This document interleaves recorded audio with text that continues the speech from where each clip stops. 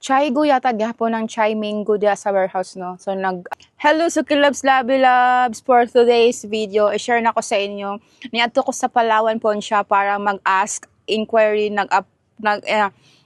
nangutana ko sa appraisal about sa pepper clip nga trending ang nagkantaghalin na kaloyan. Before that, shout out lang di ay Chai-go.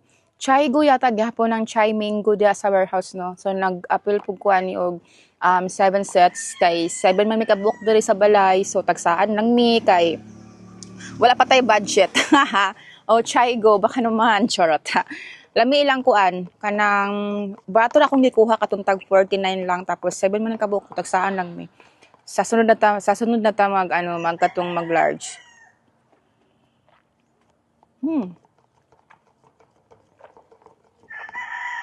Lami.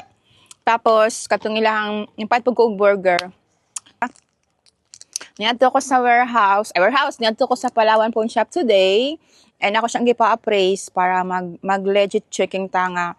Ang atong supplier is kanang dili scammer, di ba? Kay lisod na maulawan ta sa tuang mga customer, di ba? Mas okay pa nga ako ang lokohon kaysa ako ang mangloko. Kaya, nangyato ko dito, kaya nangita ko another supplier sa paperclip nga barato, medyo barato. Kaya katong una na ko nga paperclip, mahal to siya.